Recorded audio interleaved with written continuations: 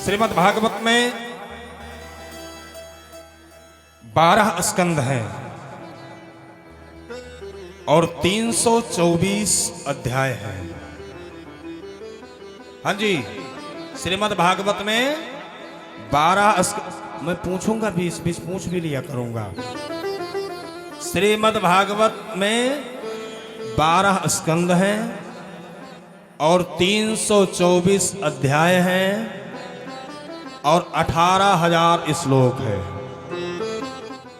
ये इतनी महान ग्रंथ है, इतना बड़ा ग्रंथ है। और इस ग्रंथ को 18,000 श्लोक की व्याख्या करने में मुझे नहीं लगता है कि 7 दिन नहीं, मैं तो कहता हूं कि 7 वर्ष भी अगर पूरी तरीके से किया जाए, 18,000 श्लोकों की व्याख्या की जाए तो 7 वर्ष भी कम पड़ेंगे। लेकिन श्रीमद् भागवत की सप्ताह की एक परंपरा है, तो उस परंपरा के अंतर्गत हम सब श्रीमद् भागवत की कथा का श्रवण करेंगे। पहला श्लोक हम सब मिलकर के बोलेंगे और लास्ट में 7वें दिन अंतिम श्लोक बोल लेंगे। पहला श्लोक आज बोल लेंगे और अंतिम दिन अंत का श्लोक बोल लेंगे और बाकी सब ये कन्हैया अपने आप पूरा कर लेगा। और कुछ आचार्य जी को चुना है, आचार्य जी पूरा करेंगे और जो आचार्य जी से बच जाएगा वो कन्हैया अपने आप पूरा कर लेगा। तो एक बार सब लोग मेरे साथ में इस मंत्र का जो श्रीमद् भागवत का पहला मंत्र है, इसका सब लोग मेरे साथ में उच्चारण करेंगे कि सच्चिदानंद रूपाय सच्चिदानंद रूपाय। सावधानी हटी, बिल्कुल यहीं रहो, क्योंकि ये जाता है। ये मन बड़ा चंचल है, कैसे तेरा भजन करूं।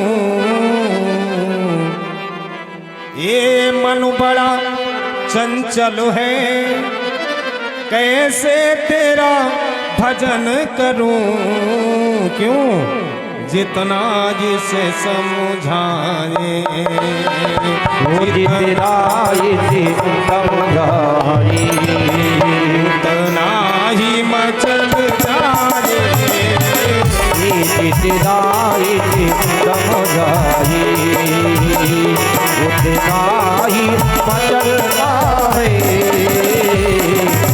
मुझे भजन नहीं गाना है, मुझे आपको सावधान करना है। ये 1 मिनट में भागता है, मन बहुत चंचल है और इसकी गति कोई पकड़ नहीं सकता है। अभी यहाँ बैठे बैठे सीधे 7 समुद्र पार पहुंच जाता है। गुप्ता जी 7 समुद्र पार पहुंच जाता है। बिल्कुल सावधानी पूर्वक कथा का श्रवण पूरा सावधानी पूर्वक करें। मैं निवेदन कर रहा था कि प्रथम श्लोक का गायन करना। आप, मुझे मालूम है कि 7 दिन आने वाले हो, सब लोग 7 दिन आओगे, तो पहला श्लोक गान कर रहे हो, क्यों चूक जाओ हैं? तो सच्चिदानंद रूपाय सच्चिदानंद रूपाय विश्वोत्पत्त्यादि हेतवे विश्वोत्पत्त्यादिहेतवे तापत्रय विनाशाय तापत्रय विनाशाय श्रीकृष्णाय वयं नमः। श्रीकृष्णाय वयं नमः। श्रीकृष्णाय वयं नमः। श्रीकृष्णाय वयं नमः। ये श्रीमद् भागवत का प्रथम श्लोक है, जिसकी कथा सुनने के लिए हम बैठे हैं। भागवत निवेदन करता है कि पहले उसके रूप को जानिए। जिसकी कथा आप सुन रहे हो, पहले उसके रूप को जानिए। फिर कोई व्यक्ति बहुत रूपवान हो जाए तो अपने काम का है किसी का है? बहुत सुंदर भी हो जाए लेकिन उसके अंदर कोई शक्ति ना हो, कोई पावर ना हो, तो फिर वो निरर्थक है, बेकार है। और शक्ति भी हो जाए, किसी के पास बहुत शक्ति हो जाए, बहुत पैसा हो जाए, लेकिन आपके काम का है? आपके काम का तब है जब उसका आपके अनुसार स्वभाव भी हो जाए, उसका स्वभाव भी आपके अनुसार हो जाए। तो श्रीमद् भागवत में जो प्रथम श्लोक निवेदन किया है, भगवान के एक तो रूप के बारे में निवेदन किया है कि भगवान का रूप कैसा है, स्वरूप कैसा है, और उसकी शक्ति क्या है, उसका पावर क्या है, और उसका स्वभाव क्या है। तो कहा सबसे पहले उसका रूप जानिए।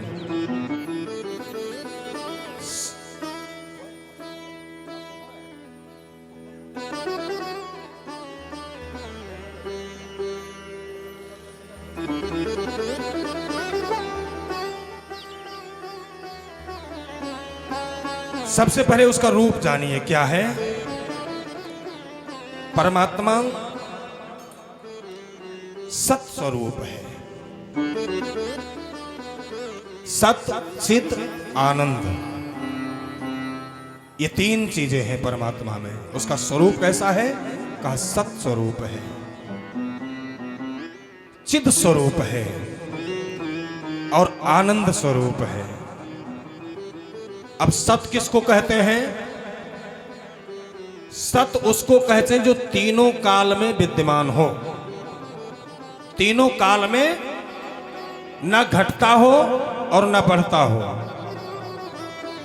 जबकि भागवत श्रीमद्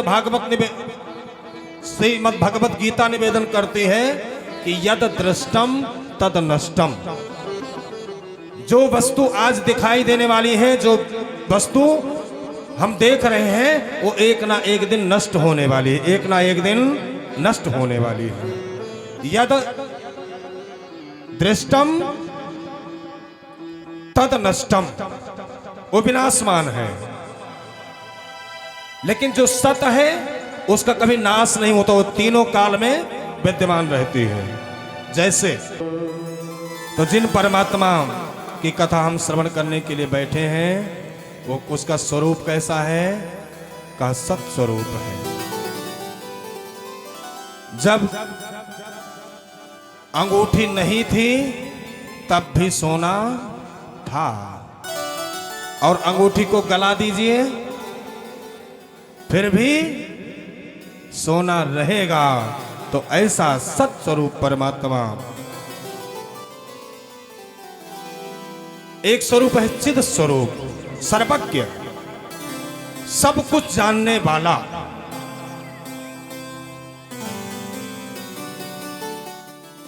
अंदर क्या है, बाहर क्या है, सब कुछ पहचानती है, हैं? सब कुछ जानने वाला, जो व्यक्ति के मनोगति को जानने वाला। ऐसे परमात्मा, ऐसे ईश्वर जिसका स्वरूप आनंद स्वरूप है। एक उसका स्वरूप आनंद स्वरूप है। कितनी मस्ती है दुनिया में, कितना आनंद इस दुनिया में भरा है, लेकिन उस आनंद का केंद्र बिंदु कहां है? जैसे प्रकाश है, तो प्रकाश का केंद्र कहां है? प्रकाश का केंद्र सूर्य है, सूर्य से ही प्रकाश आता है। जल का केंद्र कहां है? सागर है। ऐसे आनंद का स्रोत कहां है? परमात्मा ईश्वर। और उसके पास कितना आनंद है आंकड़ा नहीं लगा सकते, आंकड़ा नहीं लगा सकते। वशिष्ठ जी ने नामकरण किया और वशिष्ठ जी ने कहा कि जो ये आपका बड़ा बेटा है ये साधारण नहीं है। कहा कौन है? कहा जो आनंदो सिंधु सुख राशि, जो आनंद सिंधु सुख राशि, सीकर लोक सुखा सुखासी ऐसी करते लोकित पासी सो सुख राम वस नामा विष्णु सुख धामा रामायण नामा अखिल लोका यक विश्राम ये अखिल लोकेता यज्ञ विश्रामा अखिल लोका यक विश्राम। वो कैसा है? कहो वो आनंद का सागर है, आनंद का स्वरूप है, आनंद का सागर है। और उस सागर में से, ऐसे सागर में से जानते हो क्या किया है? ऐसे एक तिनका डुबोया, सागर में तिनका डुबोया और छिड़क दिया, उतना मिला है। यहां जो नाच रहे हो ना, जो मस्ती में डूब रहे हो, ये इतना ही है। उसके पास तो पूरा सागर भरा हुआ है। जो आनंद सिंधु सुख राशि सी करते त्रैलोक सुपासी, जो पूरे त्रैलोक को सुपास देता है, जो पूरे त्रैलोक को आनंद देता है, ऐसा परमात्मा, ऐसा हरि, ऐसा ईश्वर। और उसकी सामर्थ्य क्या है? तो व्यास भगवान कहते हैं उसकी सामर्थ्य यह है कि विश्वोत्पत्त्यादि हेतवे, पूरे विश्व की उत्पत्ति कर सकता है एक क्षण में, और पूरे विश्व की विनाश कर सकता है। विश्व की उत्पत्ति कर सकता है। आप एक मकान बना के देख लीजिए, पूरा शरीर टूट जाएगा, बुखार आ जाएगा, और कराह उठोगे। एक छोटा सा मकान 100-500 गज का बना करके देखिए, 6-6 महीने साल लग जाते हैं, और तब भी बन के पूरा नहीं होता है। और पूछो, बात करो, तो कहते हैं क्या महाराज कमर टूट गई। क्या हुआ? अरे एक मकान बनाने में पूरी कमर टूट गई, जितना था सब, इनसे उनसे ले कैसे कैसे कर करके किया, लेकिन वो विश्वोत्पत्त्यादि हेतवे, एक क्षण में भ्रिकुटि विलास सृष्टि लय होई। भ्रिकुटि उठा दे तो एक नई सृष्टि का सृजन हो जाए, और भ्रिकुटि नीचे कर दे तो एक सृष्टि का लय हो जाए। तो कहा ऐसे परमात्मा को प्रणाम करो। कहा तो प्रणाम करें तो क्या होगा? प्रणाम करेंगे तो क्या होगा?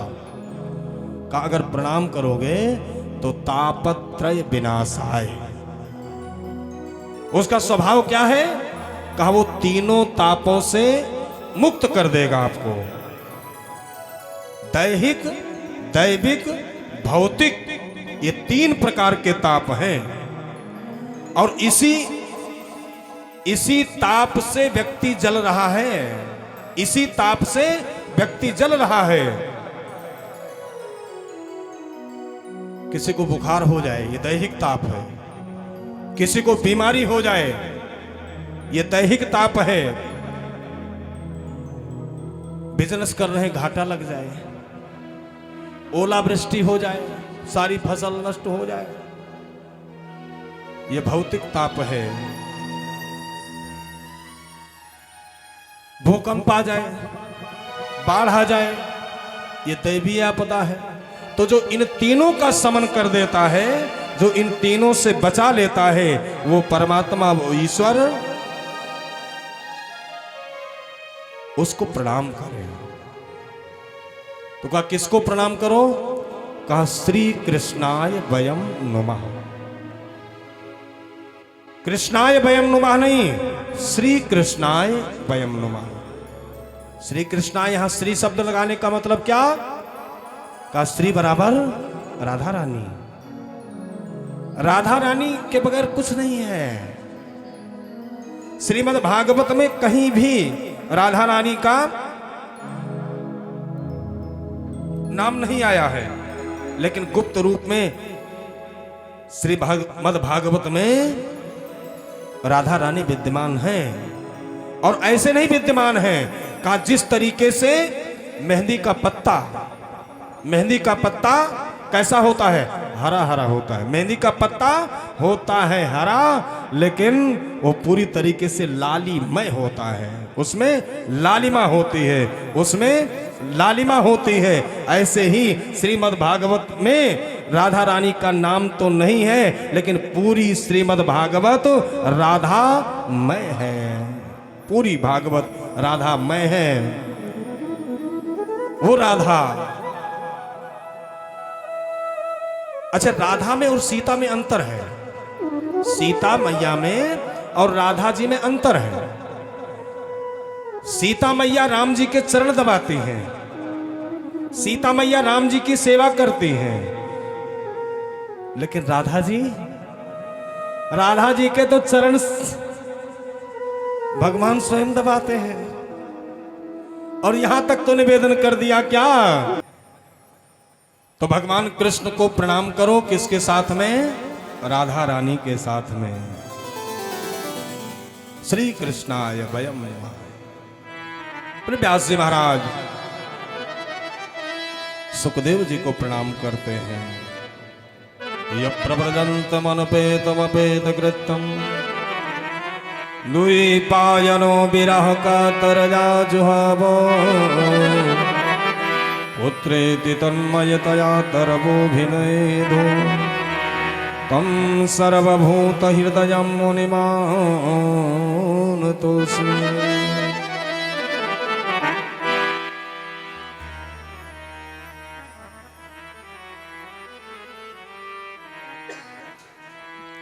सुखदेव जी को प्रणाम करते हैं, जो जन्म लेते ही प्रव्रजंत,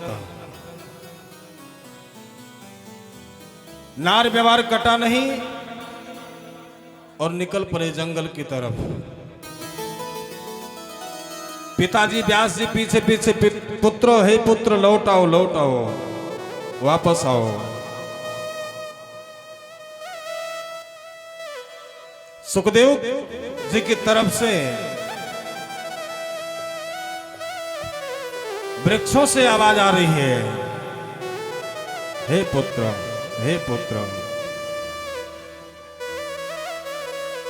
तम सर्वभूत हृदय मुनि मानतोस्मि। जो सुखदेव जी महाराज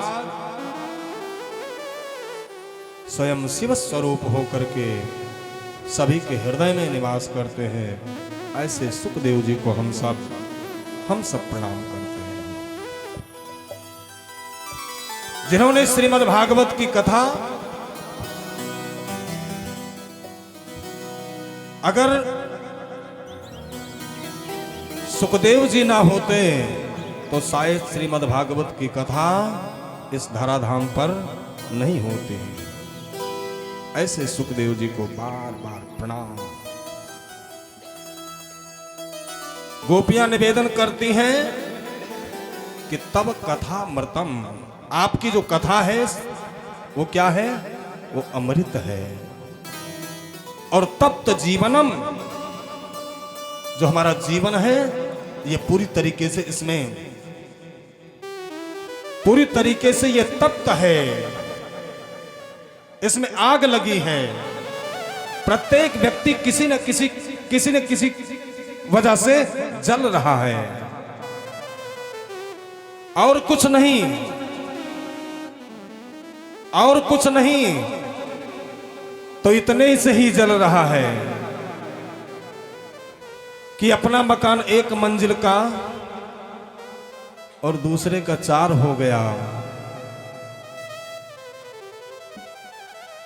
अपने लिए इतना परेशान नहीं है, लेकिन उसको देख करके हाय 4 मंजिल, हाय कोठी, हाय बुगाटी। अपने से नहीं परेशान है, दूसरे से परेशान है। तप्त जीवनम, ये पूरा जीवन तप्त है, व्यक्ति जल रहा है, किसी न किसी कारण से जल रहा है। तब गोस्वामी बाबा लिखते हैं कि मन करि विषय अनल जन जररी, मन करि विषय अनल जन जररी, होई सुखी जो यही सर पारई, होए दुखी जो यही सर पारई। मन करि विषय मन अनल जन जररी, होई सुखी जो यही सर पारई, होए दुखी जो यही सर पारई। व्यक्ति कहीं न कहीं से जल रहा है, कहीं न कहीं चहुदिस। कबीरदास तो कहते हैं कि चहुदिस लागी लाए। ये पूरे संसार में चारों तरफ से आग लगी है, चारों तरफ से आग लगी है। जनवरी के महीने में व्यक्ति कहता है पसीना आ रहा है। जनवरी के महीने में व्यक्ति जलता है। क्यों जलता है? कहीं ईर्ष्या, कहीं दोष, कहीं पश्चाताप, का ये पूरा का पूरा संसार, पूरा का पूरा जगत का ये पूरा जंगल है, ये संसार पूरा जंगल है और इस जंगल में आग लगी है, इस जंगल में आग लगी है। अब पूरे संसार में पूरे आग लग जाए तो क्या करोगे? हैं? संसार एक जंगल है, जिस जंगल में हम निवास करते हैं और उसमें आग लग जाए तो क्या करोगे? कैसे बचा जा सकता है? तो कहा बचने का एक उपाय है। कहा कौन सा उपाय है? कहा उसी जंगल में एक छोटा सा सरोवर है, उस सरोवर में कूद जाओ, उस सरोवर में कूद जाओ तो पूरा जंगल जल करके नष्ट हो जाएगा, लेकिन आपका बाल बांका नहीं होगा। इसलिए गोस्वामी बाबा लिखते हैं कि मन करि विषय अनल बन जरई, मन कर विषय अनल बन जरई, होई सुखी जो यही सर पारई, होए दुखी जो यही सर पारई, होई सुखी जो यही सर पारई। होए दुखी जो यही सर पारई। वो व्यक्ति बच सकता है उस जंगल से जिसमें आग लगी है, जो उस सरोवर में स्नान कर ले। और वो सरोवर क्या है? कहा वो राम कथा भागवत कथा रूपी सरोवर है। और जो इस कथा में गोता लगाएगा, जो इस कथा में स्नान करेगा, उसको बाहरी जो आग लगी है उसको छू भी नहीं पाएगा।